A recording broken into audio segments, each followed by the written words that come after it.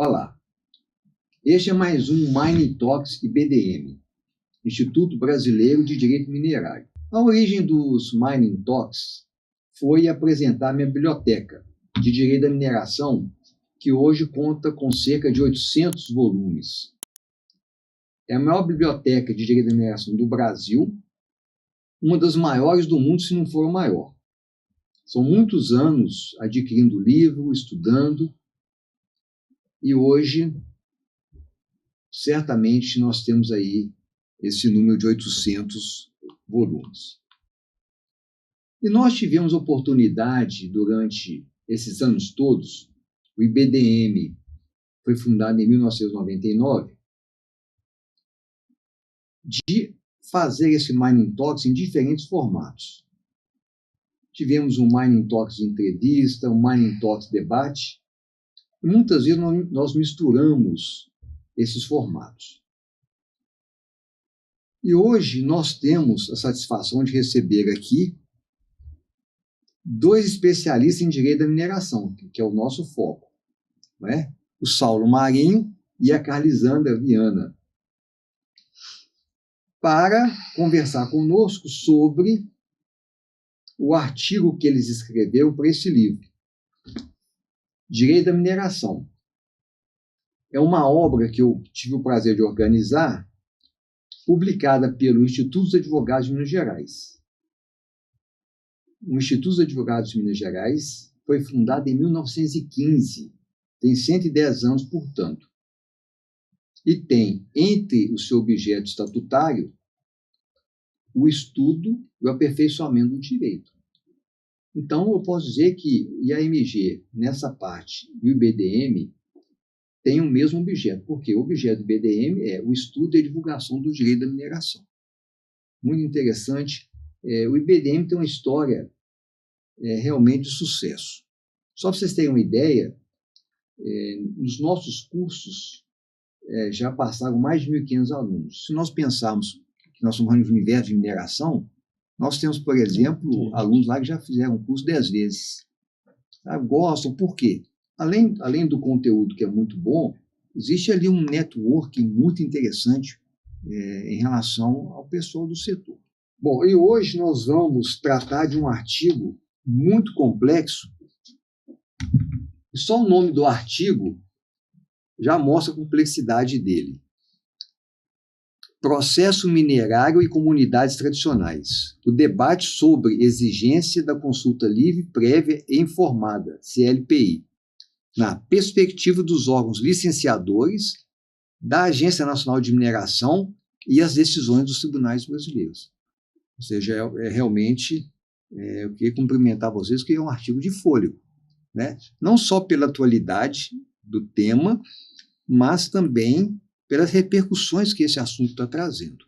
Então, antes de entrar em pontos específicos, eu queria de vocês uma visão geral do conteúdo do artigo, por favor. Vou começar pela Carlisandra. Conta para mim como foi o processo de elaboração desse artigo, o conteúdo dele, foi difícil, foi fácil, como é que você chegou nesse tema? Doutor Sofreu Ilva. muito, porque o tema é complexo, né? Ou não? O tema é complexo, o sofrimento ele vem de um período, tem um tempo que nós estamos estudando sobre o tema, e é um tema que a gente considera de grande relevância, que está impactando o setor como um todo. E aí o objetivo nosso nesse artigo foi, de fato, uma pretensão de tentar trazer uma luz, responder quando que se aplica a consulta livre prévia informada. Então, no nosso artigo, a gente valida a consulta, traz a importância da consulta, mas traz também uma perspectiva analisando tanto os pareceres da AGU, da ANM, as construções doutrinárias, as jurisprudências dos TRFs em geral, de todo o Brasil mesmo. A gente não analisou só de um tribunal, para chegar na conclusão de qual ciclo, quando que se faz a consulta livre prévia informada. A consulta é feita no licenciamento ambiental, quando se discute, de fato, os impactos ambientais, ou a consulta é realizada no processo minerário. Sim, sim. Mas eu tenho uma curiosidade em relação a isso. Além do interesse profissional, jurídico, esse assunto, você gosta dele?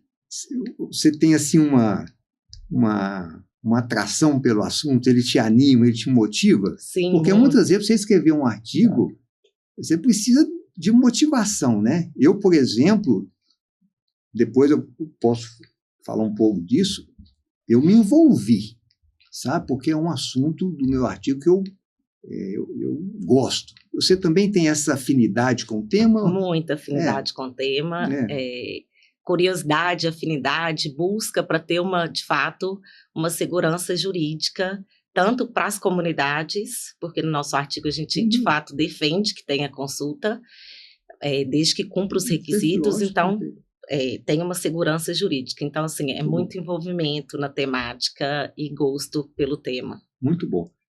Saulo, olha que interessante.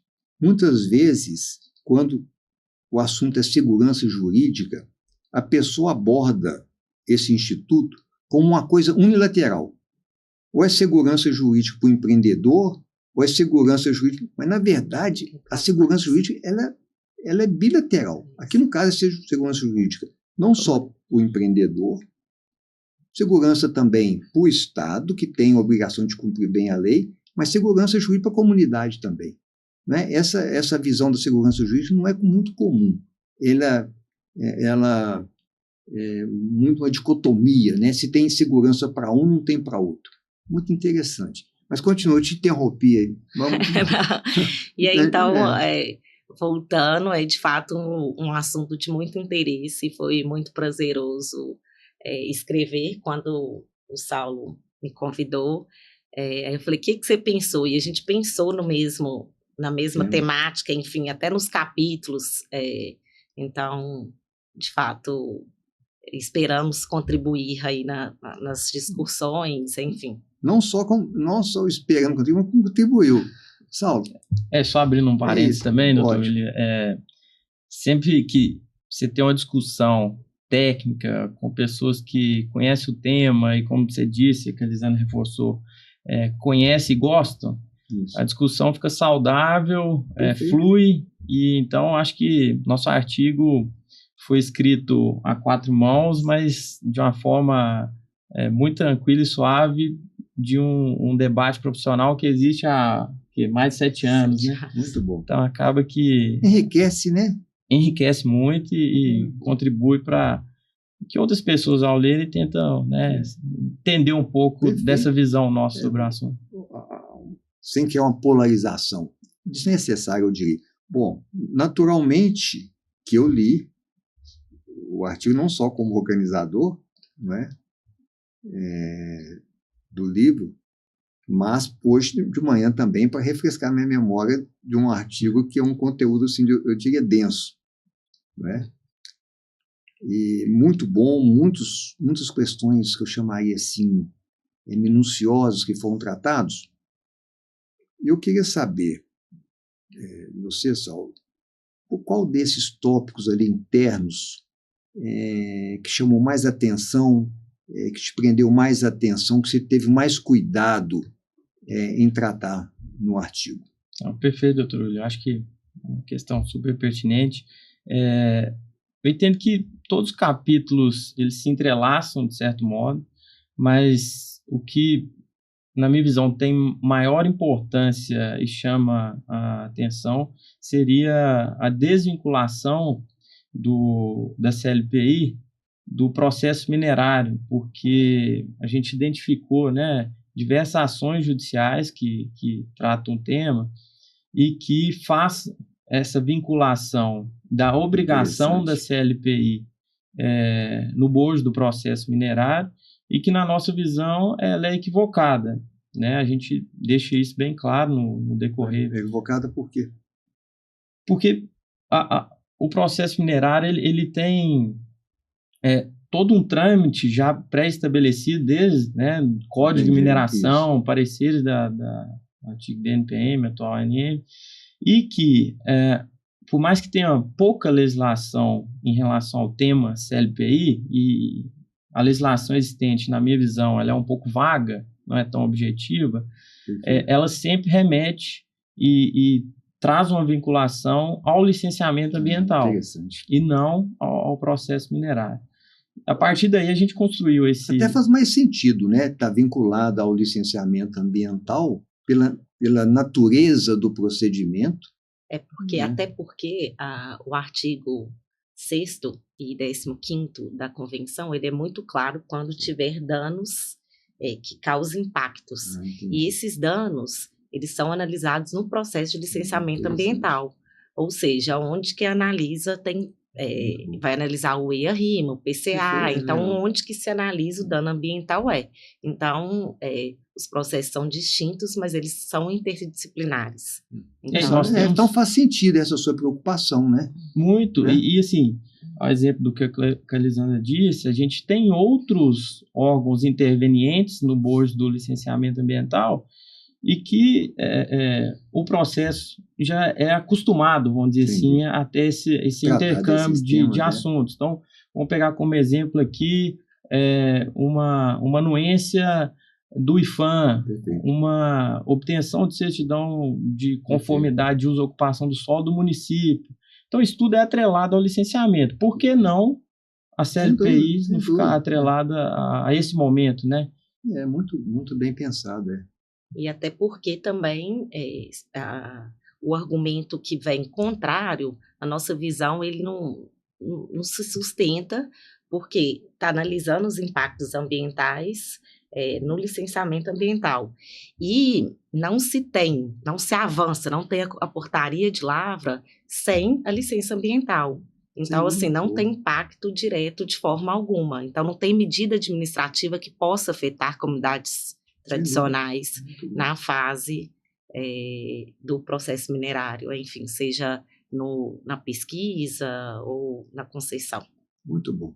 Quando eu li o artigo hoje de manhã, preparando aqui para a nossa entrevista, eu me lembrei que esse formato nosso aqui do Mining Talks não é muito rígido, não. Já foi.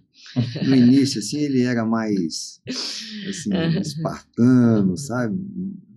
Mas aí fui largando um pouco e ficou até melhor, eu diria, sabe? Eu fiquei pensando, porque nós falamos que é de segurança jurídica, né? Dentro do artigo fala de interesse nacional.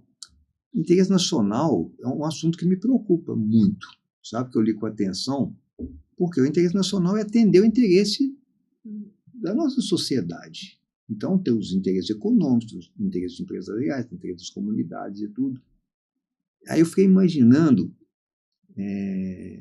o que eu ia trazer, porque normalmente eu tenho um tema central e eu sempre trago mais um livro qualquer, não para estudar o livro, mas para fazer uma apresentação dele, sabe? E eu trouxe, pensando nesse ponto que vocês trouxeram aqui, esse livro aqui, Teoria da Segurança Jurídica, do Humberto Ávila.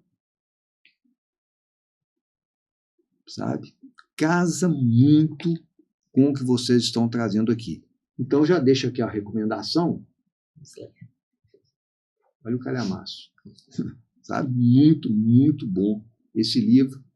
E casa com o que nós estamos falando. Indefinições que atrasam o processo, vinculações a um processo de direito minerário indevida, quando deveria deixar a vinculação para o processo de licenciamento ambiental fluir junto com as outras coisas correlatas, né?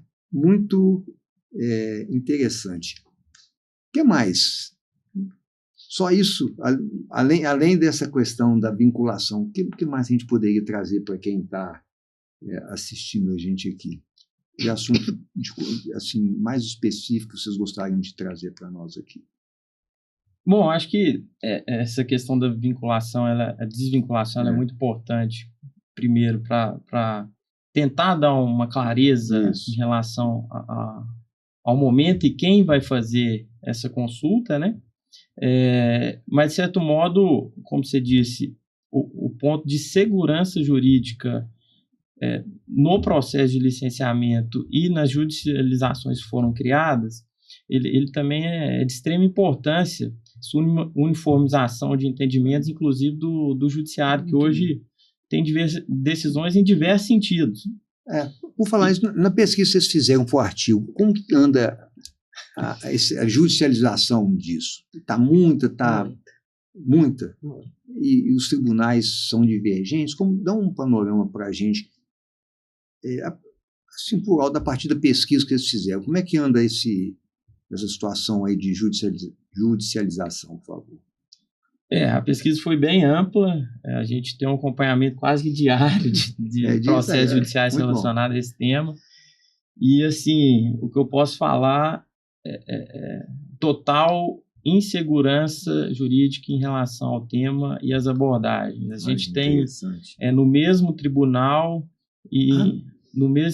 decisões distintas, relatores diferentes entrando em conflito em relação às decisões. Então acaba que essa falta de uniformização gerou, inclusive, uma consulta pública que estava em aberto no CNJ, que ia finalizar agora nos últimos meses de 2025, e que eu acho que o próprio judiciário enxergou, né, que existe esse conflito. E precisava uniformizar. E o CNJ, de certo modo, vai tentar uniformizar isso. Acho que é de grande relevância, principalmente para o setor de mineração, e também para as próprias comunidades, né, conforme a gente abordou um pouco antes, porque a falta de clareza para a comunidade também gera conflito, lógico. Gera falsas expectativas, né? E isso gera um efeito cascata como um todo.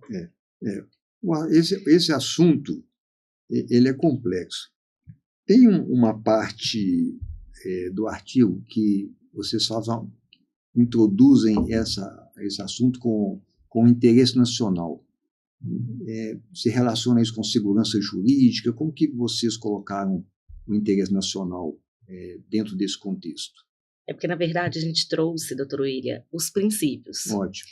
E aí a gente trouxe os princípios. O princípio de interesse nacional é um dos princípios. Isso, um dos princípios. Muito bom. E aí, claro que a gente sabe que tanto no direito da mineração mesmo, a gente tem vários princípios, a gente abordou alguns. Legal. E um princípio que a gente trouxe também do direito ambiental é da precaução. Perfeito. Porque a gente observa que o judiciário, enfim, até as agências, os pareceres, ele sempre em busca, nas suas decisões, fundamentar sobre esse princípio. E aí... Eu digo até não é muito bem entendido, né? Digamos assim, o princípio da precaução, né? Isso. A gente percebeu que usa como se fosse um salvo-conduto para decisão. Para negar. Para negar a decisão. E aí... então a gente buscou assim, realmente contrapor, trazer esse princípio, não só o princípio do interesse nacional, enfim, trazer utilidade pública, o que é a mineração, mas trazer também um princípio do direito ambiental para falar, não, mesmo analisando o princípio, a gente não está afastando esse princípio, de fato, o ciclo correto que a gente entende, que defende através dos estudos. Muito bom, que tem que ser separados, né? E assim, acho que esse princípio do interesse nacional vem muito casar com o assunto na atualidade, porque são diversos empreendimentos minerários que estão ou paralisados ou suspensos em virtude desse assunto e a falta de regulamentação específica, né? Então acaba que a União está deixando de arrecadar, as empresas estão deixando de gerar emprego, impostos. Sem dúvida. E aí o efeito cascata no país como um todo. Né? Quando falo em interesse nacional, eu tenho um ponto específico que me preocupa. Nós temos uma parcela grande da sociedade precisando sair com uma condição de vida melhor. Sabe? Isso aí implica geração de empregos, mais escola, mais desenvolvimento, mais infraestrutura, e tudo isso aí depende da economia funcionando, né? Exato. Muito bom. Muito bom. Excelente. Ó, esse assunto é tão complexo, não poderia ficar aqui a tarde inteira, mas vamos seguir o nosso nosso roteirozinho aqui. Bom, Direito da Mineração, editora de Plácido, muito bom. O lançamento foi um sucesso. Muita gente lá conhecida, muita gente boa. E nós vamos dar sequência nessa série do Mining Talks com os coautores desse livro. Sabe? Nós temos aí já várias gravações agendadas e eu imagino que vai tomar boa parte do início de 2026, porque não foi fácil reunir tantos autores experientes num livro só. Sabe? Eu me sinto assim, bem satisfeito com o resultado. Então, esse é o livro de hoje e o livro de recomendação, esse Teoria da Segurança Jurídica, também muito importante. Não há que se falar em Estado Democrático de Direito, ou seja, aquele em que todos têm que obedecer à lei, né? Sem falar na segurança jurídica. Tá bom? Perfeito. Muito bom receber vocês aqui, alegria. Eu já queria deixar o convite para o próximo. Será um prazer. Normalmente, e aqui é o seguinte, se a pessoa aceita ao vivo, depois não tem como não vir. Com testemunhas. Com testemunhas aqui, diretas e indiretas. Então, eu já queria fazer o convite para mais para frente, se vocês quiserem ir com outro tema, independentemente de estar no livro, é só falar, olha, tem um assunto aqui palpitante, interessante, traz o tema para a gente que a gente faz outro. Claro, Combinado, doutora Ilha. Para nós é uma honra estar participando aqui. Foi ótimo. Desse bate-papo, ter participado como coautor de um livro tão relevante para o setor e que, ainda mais ao lado de uma pessoa como o doutor Willi, que é um ícone aí para a gente. Obrigada, doutora Ilha. Parabéns. Eu que agradeço. O setor precisa de pessoas como você para unir forças e tentar direcionar, de certo modo, os assuntos de forma tão clara e técnica. Eu comecei a estudar o direito da mineração em 1989, logo depois da Constituição. E o IBDM é de 1999, 10 anos depois. Não existia o IBRAM. O IBRAM, a função dele não é debater o direito minerário em si. Né? Naturalmente, o direito permeia tudo, mas o IBRAM tem uma posição mais institucional. Aí nós pensamos, olha,